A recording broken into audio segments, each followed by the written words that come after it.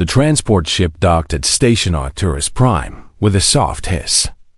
Inside the passenger bay, 3 humans sat together, watching through the viewport as the massive military academy came into view. The station was enormous, larger than anything they had seen before. It floated in space like a small city, with lights flickering across its surface. Hana pressed her hand against the window. She was 22 years old, shorter than most humans, with dark hair pulled back in a tight bun. Her uniform was crisp and new, the Earth military insignia bright on her shoulder. Next to her sat Ji-won, a tall woman with sharp eyes who kept reviewing data on her tablet. On Hana's other side was Minho, who couldn't stop grinning despite his obvious nervousness. "This is really happening," Minho whispered. "We're actually here. First humans ever accepted to the Galactic Military Academy," Ji-won said without looking up from her tablet. "No pressure or anything." Hana smiled slightly. She felt the weight of it too. Back on Earth, their selection had been major news. Earth had only joined the Galactic Council 5 years ago. Most alien species still knew very little about humans. This was their chance to prove that Earth deserved respect. The docking process completed, and the airlock door opened. The 3 humans grabbed their bags and stepped out into the station. Immediately, they realized how different everything was. The hallway stretched in both directions, easily 4 times wider than necessary for human traffic. The ceiling was so high that Hana felt like she was standing in a canyon dot, and the other cadets were huge. A group of aliens walked past, and Hana had to tilt her head back to see their faces. They were at least 3 meters tall, with thick gray skin and arms like tree trunks. Their shoulders were so broad, they had to walk single file through the corridor. One of them glanced down at the humans, blinked his 3 eyes, and kept walking. "Those are Vraxians," Ji-won said quietly, checking her tablet. "They evolved on a high-gravity planet. Average weight is around 380 kilograms. That's more than 4 times my weight," Minho muttered. More alien species passed by. Crystalline beings that chimed when they moved. Insect-like creatures with multiple arms. Floating entities surrounded by energy fields. And all of them were bigger than the humans. Some stopped to stare. A few pointed. Hana heard what might have been laughter, though it sounded like grinding metal. They followed the signs to the orientation hall. The room was massive, designed to accommodate hundreds of different species. The 3 humans found seats near the back, feeling very small in chairs designed for much larger bodies. Hana's feet barely touched the floor. The hall filled quickly. Hana counted representatives from at least 30 different species. The humans were by far the smallest. They were also the softest looking.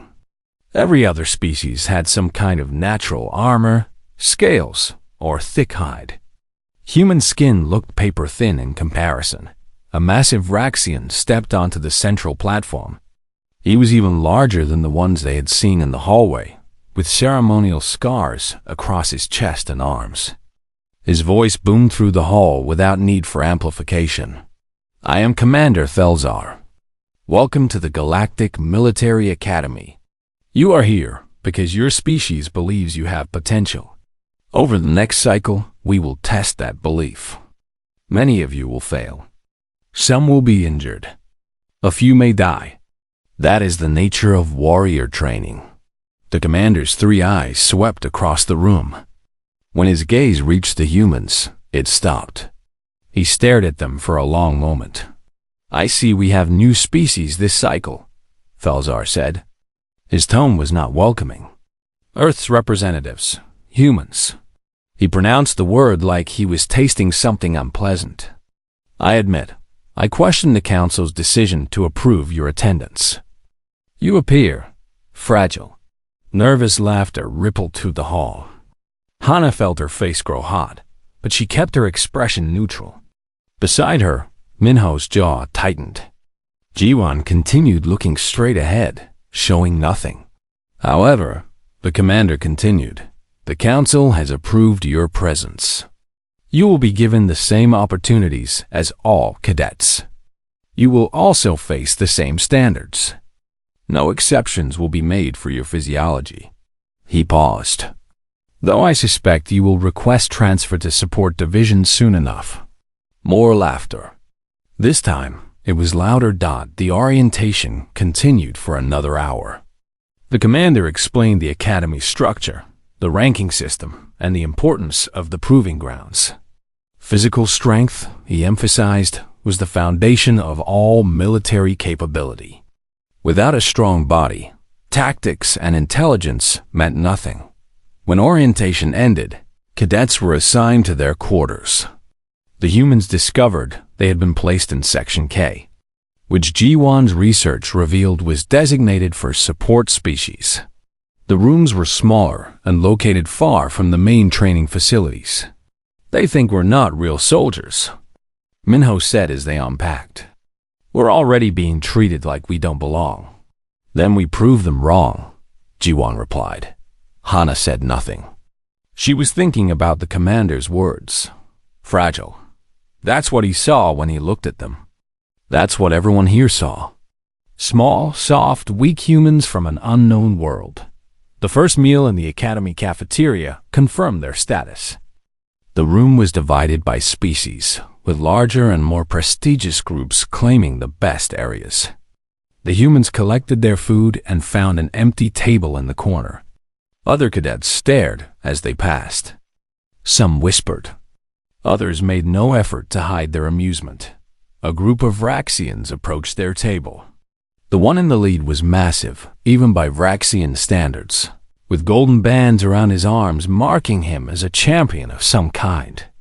He carried himself with absolute confidence. "You are the humans," he said. It was not a question. "We are," Hana replied calmly. "I am Keller, champion of this academy for 3 cycles." He looked down at them with something like pity. "I do not understand why Earth sent you here. This is a warrior academy, not a school for administrators." "We're here to train," Minho said, his voice tight. Keller made a sound that might have been laughter. "Train? Look at you. Your bones would snap like twigs. Your muscles are barely visible beneath your skin. My species has a saying, one cannot forge weapons from clay." He leaned closer. "You are made of clay, little humans." His companions found this hilarious. Their laughter boomed across the cafeteria, drawing more attention.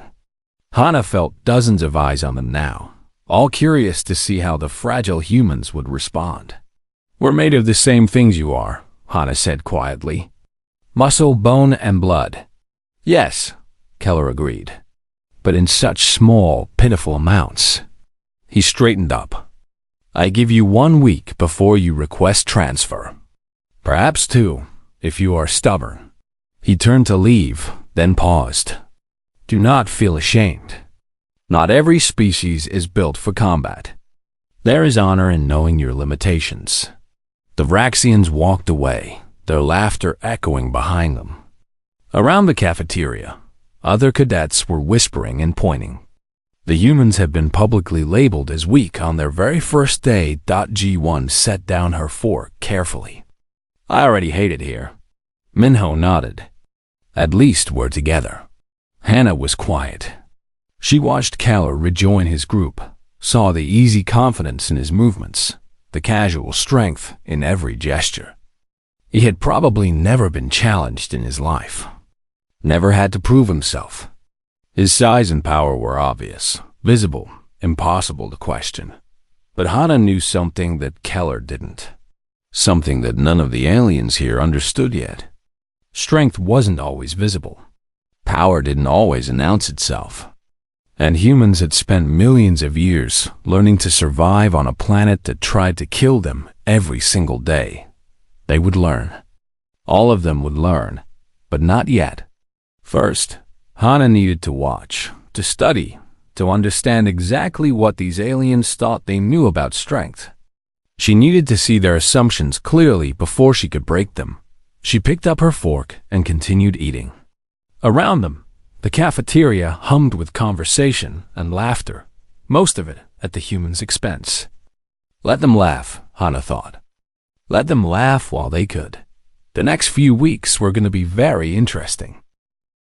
The first week at the academy was harder than any of them had imagined. Not because of the coursework or the tactics classes, but because of the constant reminder that everyone saw them as inferior. Physical training began on the second day. The humans reported to Training Hall 7, a massive room with gravity generators that could simulate conditions from dozens of different worlds. When they arrived, they found 30 other cadets already warming up.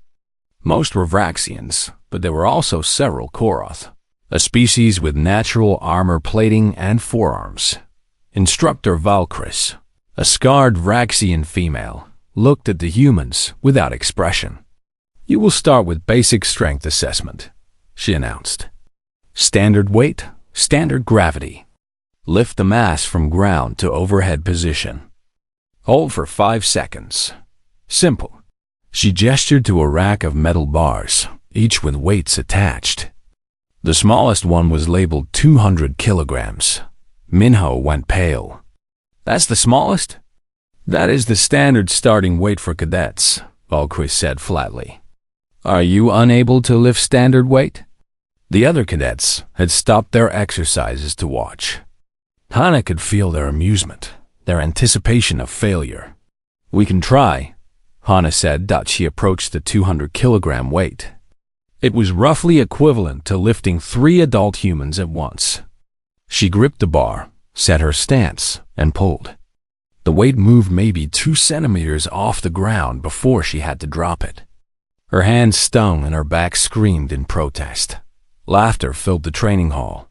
"Perhaps try the children's equipment?" One of the Koroth suggested, making his companions roar with laughter. Ji-Wan and Minho both tried. Neither could lift the weight more than Hana had. Instructor Valkyris made a note on her datapad, her face showing neither sympathy nor contempt, just disappointment. "You will work with resistance bands until you build sufficient strength," she said. "If you can build sufficient strength." The resistance bands were in a corner of the training hall, normally used for recovery exercises.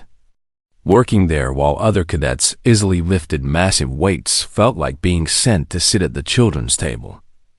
Every grunt of effort from the humans drew chuckles from nearby aliens, but it was in the tactics classes where the humans actually shined.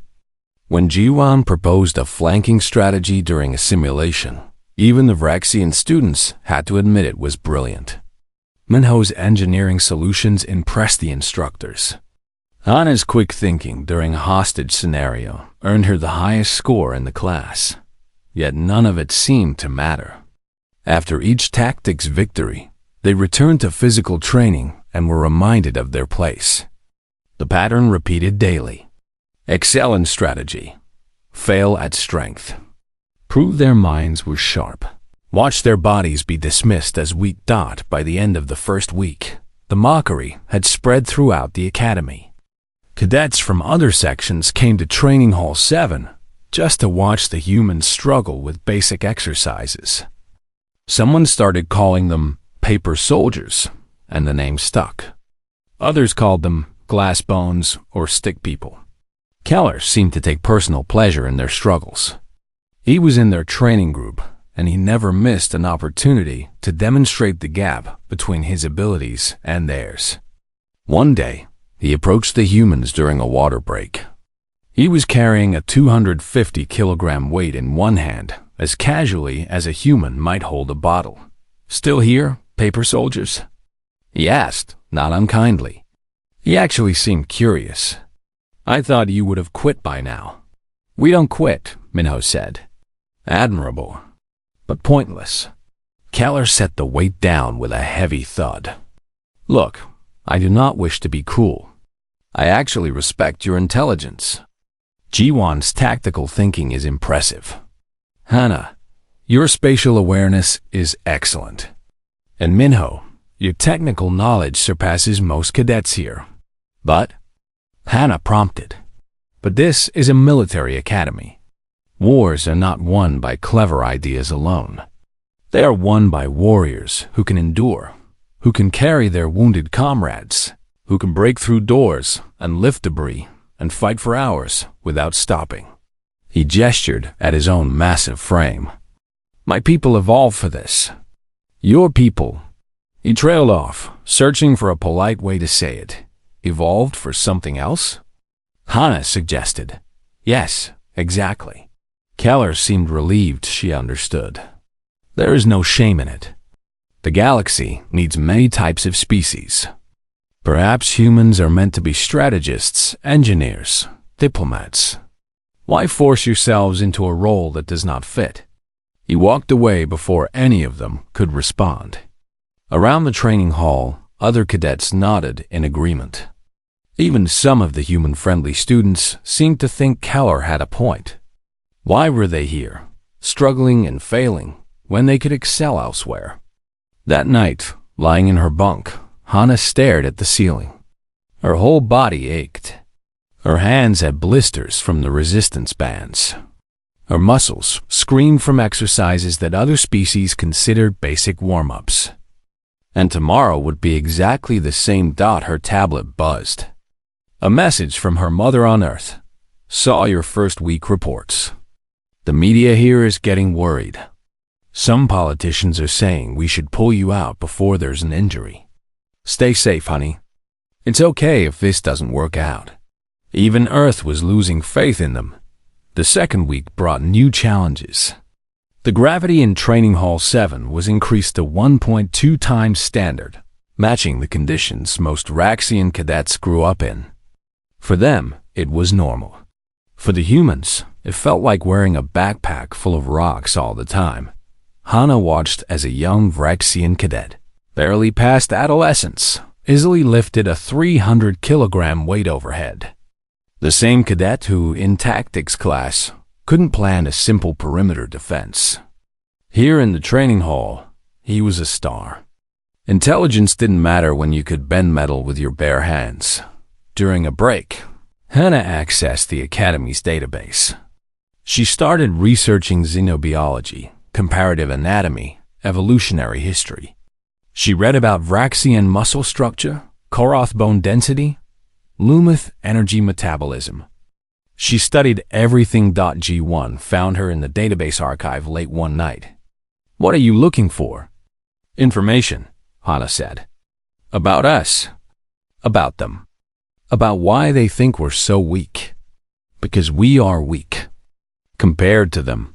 G1 sat down heavily. I did the math. The average Vraxian can lift about 12 times what the average human can. That's not a small difference. That's a massive gap. I know. So what's the point? They're right. We're not built for this. Hannah looked at her friend. Ji-Wan's confidence was cracking. Minho had barely spoken all day. Even Hannah herself felt doubt creeping in.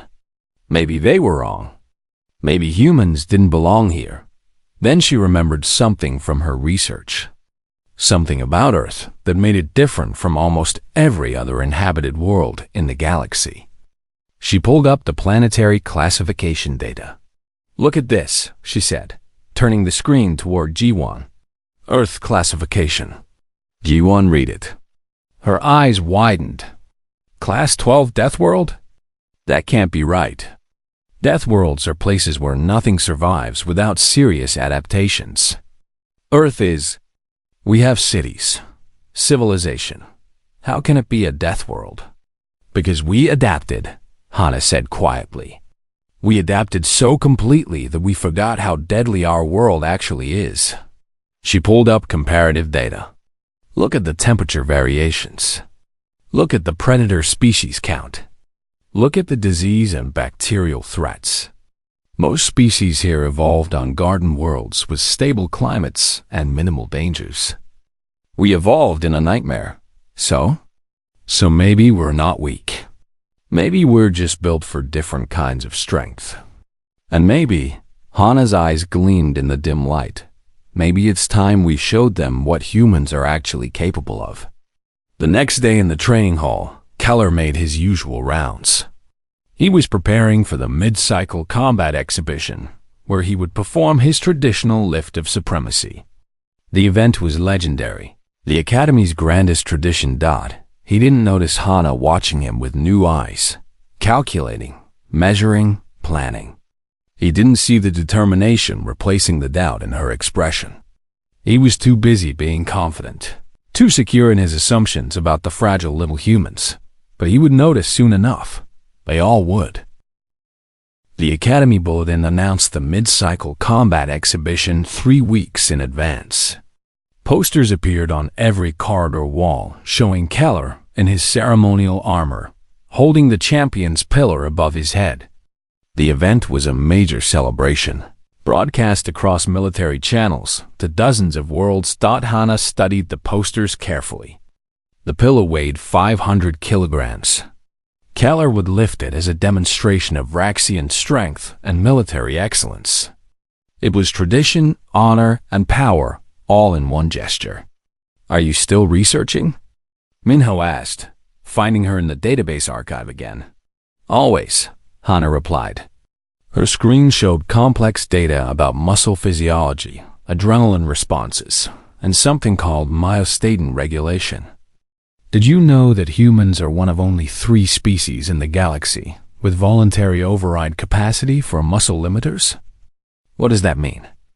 "It means in emergencies, humans can access strength they don't normally use. The body keeps it locked away to prevent self-injury, but adrenaline can unlock it." She pulled up another chart. "It's why human mothers can lift vehicles off their children. Why soldiers can carry wounded comrades twice their weight when necessary." Minho frowned. "But that's emergency strength. You can't just use it whenever you want."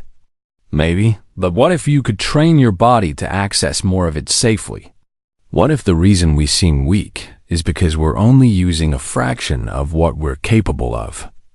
Before Minho could respond, alarms blared through the archive. "Training emergency. All cadets to report to their designated halls immediately." They ran to Training Hall 7. When they arrived, they found chaos. A support beam had collapsed during a heavy gravity exercise, pinning 3 cadets underneath. Medical teams were rushing in, but the beam was massive, easily 800 kilograms of solid metal. Kale, or was there with 5 other Raxians. Together, they strained against the beam, trying to lift it enough for the medical team to pull the trapped cadets free. But the angle was wrong. The weight distributed poorly. Even with 6 of the Academy's strongest cadets working together, the beam barely moved. "We need more leverage," Keller grunted. "The support frame is blocking our position." Hana saw the problem immediately. The support frame prevented the Vraxians from getting close enough to lift effectively. But a smaller person could slide into the gap and push from underneath. She didn't think. She just moved. Hana dropped to the floor and slid under the partially raised beam, into the narrow space between the metal and the trapped cadets. She could see them up close now, 1 Karath and 2 young Vraxians, all 3 in pain but conscious. "What are you doing, human?" Keller shouted. "You will be crushed." Hana didn't answer. She braced her back against the beam, planted her feet against the support frame, and pushed. Every muscle in her body screamed. Her vision went red at the edges. She felt something in her chest that might have been her heart trying to explode. But the beam moved. Just a few centimeters, but enough. The medical team rushed in and pulled the trapped cadets free. Once they were clear, Hana rolled out from under the beam and lay on the floor. Gasping, Instructor Val Chris appeared, checking on the rescued cadets first. Then turning to Hana. "That was extremely dangerous and against protocol." "They're alive," Hana managed to say. "Yes, they are." Valkyrie studied her for a long moment. "You will report to medical for evaluation. That much strain could have damaged your spine." The medical scan showed severe muscle stress, but no permanent damage. By evening, the story had spread through the Academy. The fragile human who crawled under a beam that could have killed her. Some cadets called it brave. Others called it stupid. But they all talked about it. Keller came to visit her in the medical bay. He looked troubled. You should not have done that. Someone had to. Yes, but why you? You could have died. For cadets, you barely know. He sat down heavily in a chair that groaned under his weight. I do not understand humans. We take care of each other, Hana said simply. It's how we survive. Keller was quiet for a while. Then he said, I have underestimated you. Not your strength, that is still lacking. But your courage, your spirit, these things I did not see before. He stood to leave. You would have made a worthy warrior if your body matched your heart. After he left, Hana lay in bed thinking. She had felt it during the rescue.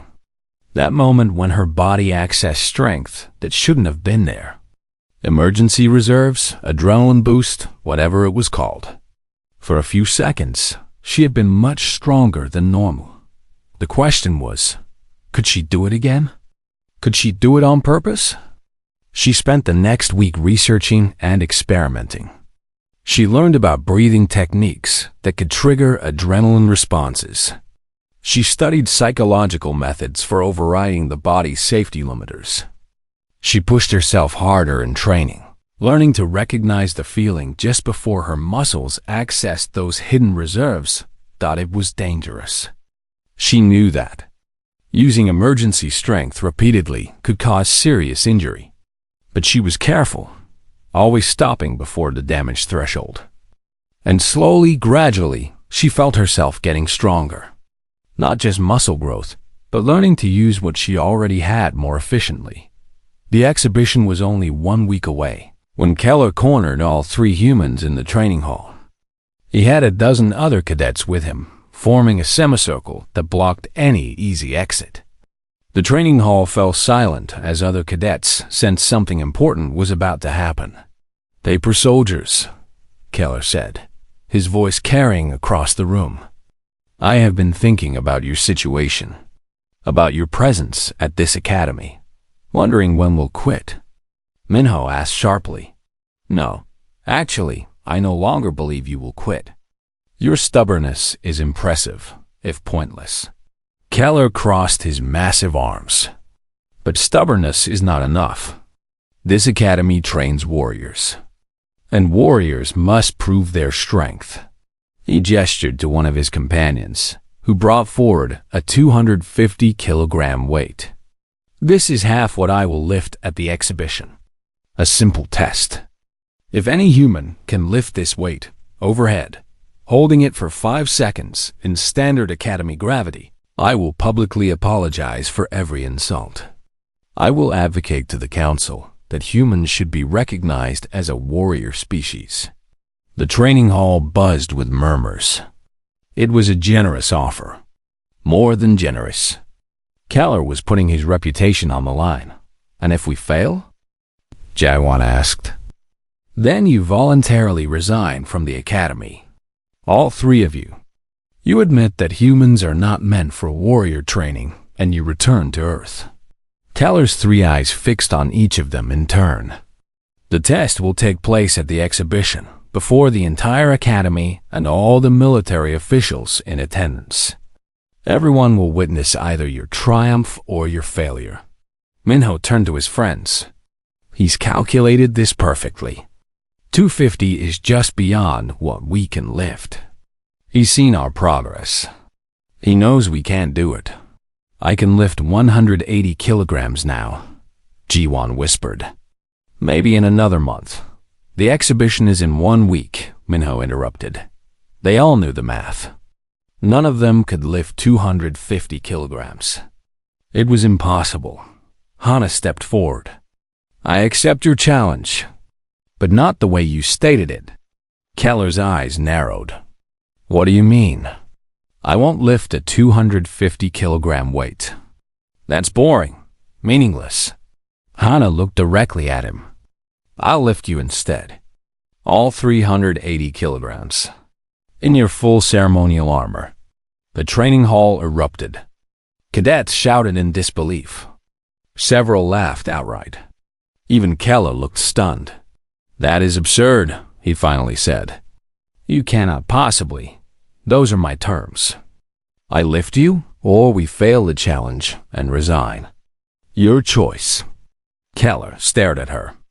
She could see him calculating, trying to understand if this was some kind of trick. But there was no trick possible. Either she could lift him, or she couldn't. It was simple. Impossible, but simple. A slow smile spread across Keller's face. "You are either very brave or very foolish. Perhaps both." He extended his massive hand. "I accept. In 1 week, at the exhibition, you will attempt to lift me. When you fail, you will honor your word and resign." Hannah shook his hand. Her entire fist disappeared in his palm. "Hannah, what are you doing?" Ji-Wan hissed once Keller had left. "You can't lift him. You can barely lift half that weight." "I know. Then why did you agree?" Hannah smiled.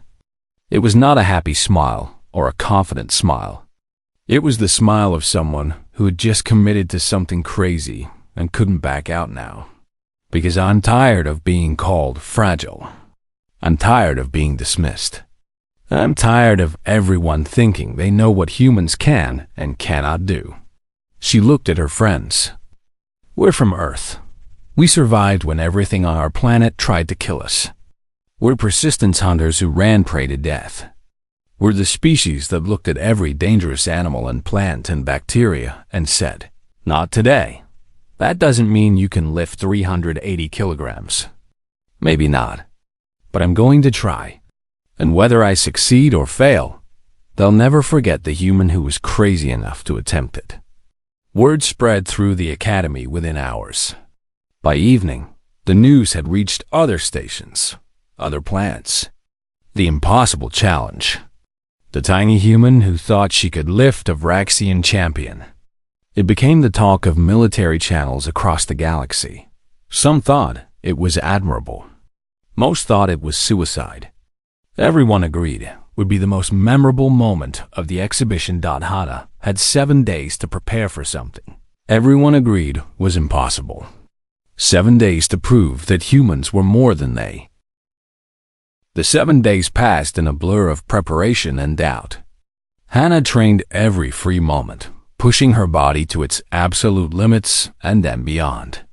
She practiced breathing techniques, visualization, mental preparation. She studied recordings of powerlifters from Earth, analyzed the biomechanics of the lift she would need to perform. Ji-Wan and Minho helped however they could. Ji-Wan calculated the exact technique Hannah would need, the precise angles and leverage points. Minho built a training dummy that weighed close to 380 kilograms so Hannah could practice the movement. But even with all their help, the most Hannah could lift was 200 kilograms, and only for a second before her muscles gave out. "It's not enough," Minho said on the night before the exhibition. "You need almost twice that strength." "I know," Hannah replied, her arms shaking with exhaustion. "Then we need to call it off. Tell him you're injured or sick or no." Hannah's voice was firm. "We made a promise. We see this through." The morning of the exhibition arrived cold and bright. The main arena had been transformed into a grand spectacle. Thousands of seats surrounded the central platform, and every single one was filled. Cadets, instructors, military officials from dozens of species, even some civilian observers who had bought tickets. Giant screens displayed the arena from multiple angles, broadcasting to stations across the galaxy. In the preparation room, Hannah wore her simple training uniform while Keller stood in his full ceremonial armor. The armor alone added at least 80 kilograms to his weight. He looked like a monument carved from metal and muscle. "You can still withdraw," he said quietly. "I would not think less of you. This challenge was always impossible. I'm not withdrawing. Then I will try not to crush you when you drop me." He said it kindly, with genuine concern. Over the past week, something had shifted between them. Keller no longer saw the humans as jokes. He still thought they were wrong about their capabilities, but he respected their determination. The announcement boomed through the arena. The exhibition will now begin with the traditional lift of supremacy, performed by three-time Academy champion Kaller. The crowd roared. Following this, we will witness an unprecedented challenge. Cadet Hannah of Earth has claimed she can lift the champion himself. This has never been attempted in Academy history. More roaring, this time mixed with laughter and disbelief. Kaller performed his traditional lift flawlessly. He gripped the 500-kilogram ceremonial pillar, set his stance, and hoisted it overhead in one smooth motion. He held it there for 10 seconds, not the required 5, making it look effortless. The crowd went wild. Then it was Hannah's turn. She walked onto the platform, and the crowd's roar shifted to murmurs and scattered laughter. She looked impossibly small on the huge stage. A tiny human in simple clothes about to attempt the impossible. "Before I attempt the lift," Hannah said, her voice amplified across the arena, "I need to explain something. I need 60 seconds to tell you about humans. About Earth, please." The officials conferred briefly, then agreed. The crowd settled into curious silence. Hannah took a deep breath. "My planet is called Earth. Most of you don't know much about it yet. That's because we only joined the Galactic Council 5 years ago. But I want to tell you what kind of planet Earth is." She paused, gathering her thoughts. The Galactic Council classifies worlds by how dangerous they are. Garden worlds are safe and stable. Development worlds have some challenges. And then there are death worlds, planets so hostile that survival requires extreme adaptations. Earth is a Class 12 death world. Surprise murmurs rippled through the crowd. Earth has temperature variations of over 100 degrees between seasons. We have thousands of predator species that evolve specifically to hunt and kill. We have millions of different bacteria and viruses, many of them lethal. We have weather patterns that can destroy entire cities. Earthquakes, volcanoes, tsunamis. Our planet tried to kill us in every way imaginable. She began walking slowly around the platform as she spoke. Humans didn't just survive this. We thrived. We became the dominant species by developing unique adaptations. We became persistence hunters. That means we hunted by chasing our prey for hours, sometimes days, until the prey literally died from exhaustion. No other large predator does this. It requires incredible endurance. Our muscles are different too, she continued. We have what's called a voluntary override system. Our bodies normally limit our strength to about 30% of maximum capacity. This prevents self-injury during normal activities. But in emergencies, through adrenaline and other stress responses, humans can access much more. This is why human parents can lift vehicles off their trapped children. Why soldiers can carry wounded comrades who weigh more than they do. Kaller was listening intently now, his expression shifting from confidence to uncertainty. "You see us as weak because you're measuring us wrong. You're comparing our normal operating strength to your maximum strength. You evolved on high-gravity worlds as ambush predators, built for single powerful strikes. We evolved as endurance predators on a death world, built to survive anything." Hannah stopped walking and faced Kaller directly.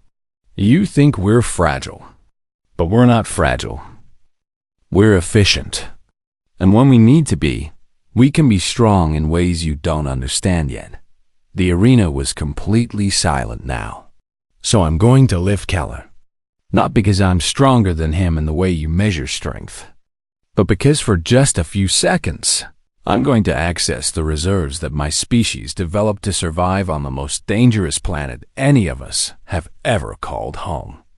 She walked over to where Kaller stood. He looked down at her, and for the first time, there was doubt in his 3 eyes. "Are you ready?" Hannah asked him. Yes, but if you are injured, I won't be." She positioned herself in front of him, visualizing everything Ji-won had calculated, everything she had practiced. She took 3 deep breaths, each one slower than the last. She felt her heart rate increase, felt the adrenaline starting to flow, and then she lifted. The technique was perfect. She dropped into a deep squat, got her shoulders under Keller's center of mass, wrapped her arms around his waist. Then she stood up, driving through her legs, engaging every muscle in her body at once. Keller's feet left the ground. The crowd gasped. Hannah adjusted her grip, shifted her weight, and then in one explosive movement, she pressed him overhead. Military press, just like the regulations required. Her arms locked out with 380 kilograms of Russian champion, balanced above her head. The arena went completely silent. You could have heard a pin drop. Hannah held him there. 1 second. 2 seconds. 3. Her whole body was shaking with effort, her muscles screaming, her vision tunneling. 4 seconds. 5 seconds. The required time. She had done it. She lowered Keller carefully back to the ground.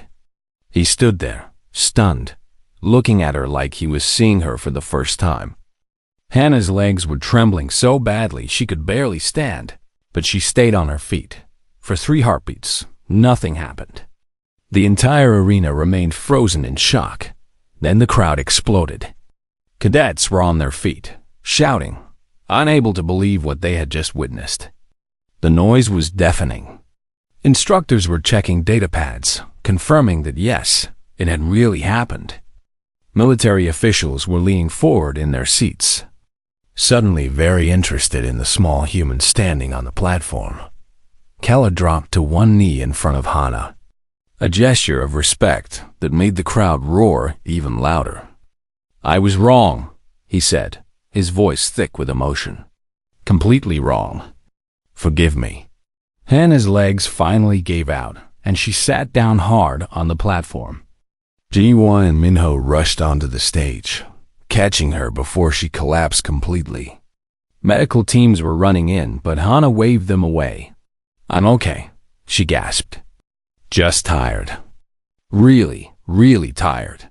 She looked up at the screens, showing her image across the arena. A tiny human who had just lifted a giant. A supposedly fragile species that had just proven they were anything but. The exhibition continued around them, but nobody was paying attention to the other events. Everyone was talking about what they had just seen. The impossible lift. The human who had changed everything in one moment. In front of thousands of witnesses and broadcast across the galaxy. Hannah had rewritten what everyone thought they knew about humans, and nothing would ever be the same again. The news spread faster than anyone expected. Within hours, recordings of the lift were being shared across every military channel in the galaxy. By the next morning, civilian networks had picked it up too. The tiny human lifting the massive Raxian champion. The impossible made real. Hannah spent the night in the medical bay under observation. The doctors found severe muscle stress, minor tears in several muscle groups, and dangerously elevated stress hormones. But no permanent damage. By human standards, she had pushed herself to the absolute limit and then a bit beyond. But she had survived it. "You are insane," the medical officer said, a crystalline Lumith whose chiming voice echoed with concern. "Another 5 seconds and you might have torn muscles completely off the bone. Your heart rate reached levels that should have caused cardiac arrest. But it didn't," Hannah said. "No, it did not." Which is fascinating from a medical perspective and terrifying from a safety perspective. The Lumith made a sound like wind chimes in a storm. "I am updating Earth's biological profile in our database. I suspect the Galactic Medical Council will be very interested in human physiology." Ji-won and Minho visited early the next morning, bringing news from the academy. "Everything has changed," Ji-won said, barely able to contain her excitement. The Academy Council held an emergency meeting last night.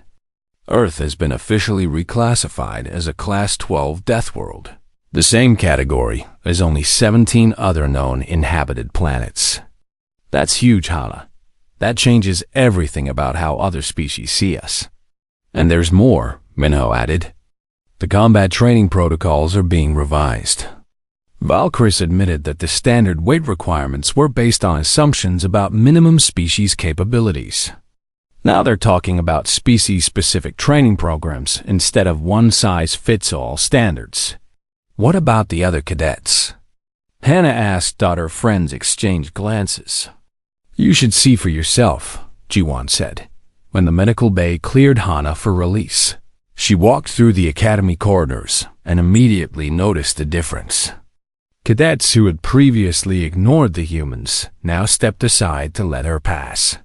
Some nodded respectfully. A few even saluted, though that was technically against protocol for cadets of equal rank. In the cafeteria, the atmosphere had completely changed. The humans' usual corner table was suddenly surrounded by cadets from other species wanting to sit with them, to ask questions, to understand more about Earth and human capabilities. A group of Koroth cadets approached nervously. We wanted to apologize, their leader said. We called you paper soldiers. We were wrong. Anyone who can do what you did is no paper soldier. Before Hana could respond, Kaller's voice boomed across the cafeteria. Make way. The crowd parted, and the Rakshian champion approached with his entire training group behind him. He carried a tray of food in each hand and set them down on the human's table. I promise to advocate for your species if you succeeded, Keller said formally. I am a warrior of my word.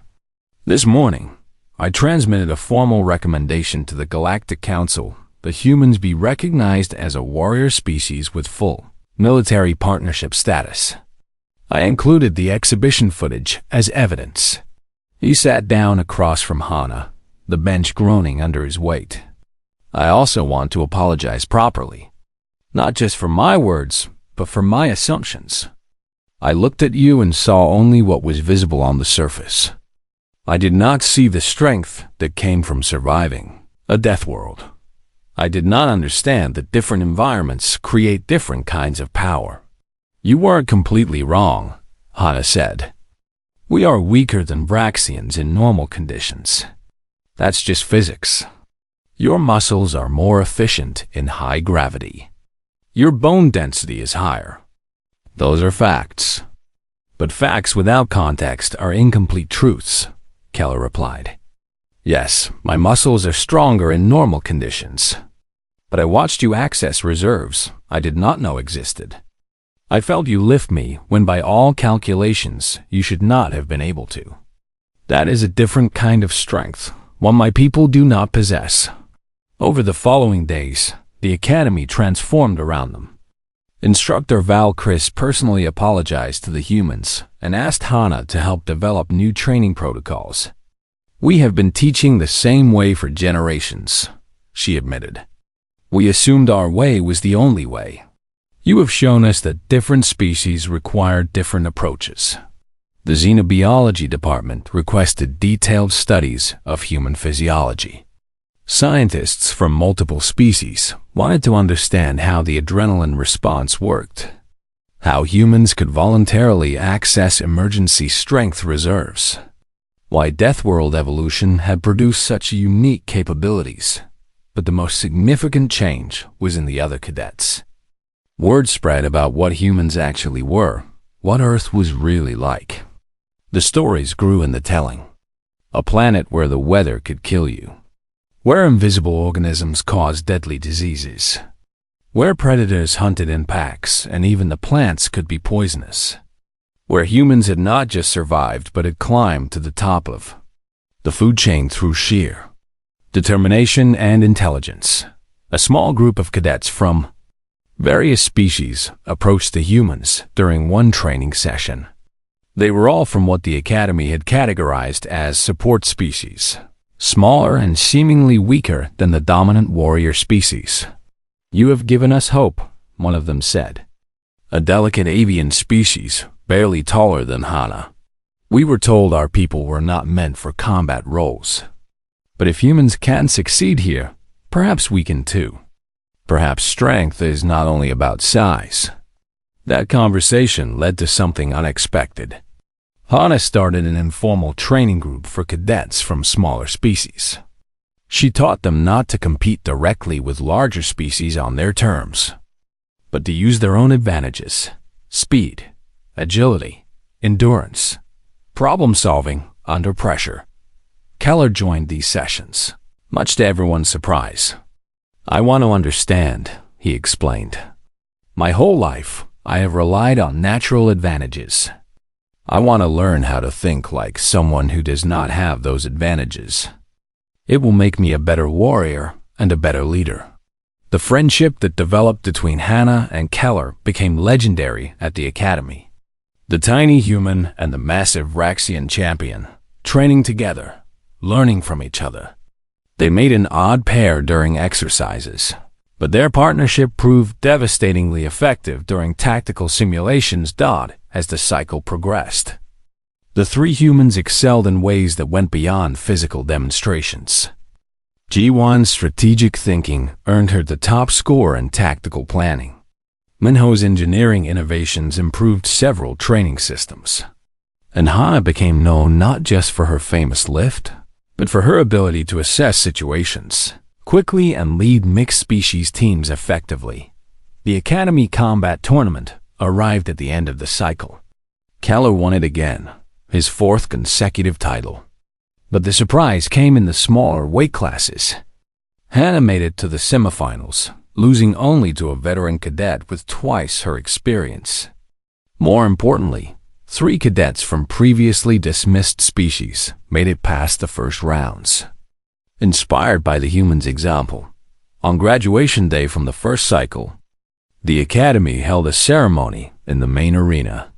New cadets were arriving for the next cycle, and the graduating cadets would advance to specialized training.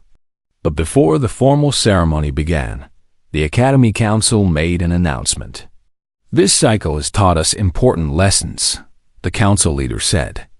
"We have learned that our assumptions about strength, about capability, about which species are suited for military service, these assumptions were flawed. We have seen that diversity in forces makes us stronger, not weaker." The council unveiled a new monument in the Academy's Hall of Champions. It showed a human figure lifting a Vraxian warrior overhead, carved from dark stone and lit from beneath. The inscription read, "Strength wears many faces. Never assume you know all of them." As the ceremony concluded, Hana stood with her friends looking at the monument. New human cadets were arriving for the next cycle, 3 more from Earth. They walked through the Academy corridors without mockery, without laughter. Other cadets greeted them with respect. "Do you think it will stick?" Minho asked. "The changes? Or will they forget once we're gone?" "It will stick," Keller said, appearing beside them. "Because now everyone knows what they did not know before. Earth is a death world. Humans are survivors. And anyone who underestimates a species that evolved in such conditions is a fool." He placed one massive hand gently on Hana's shoulder.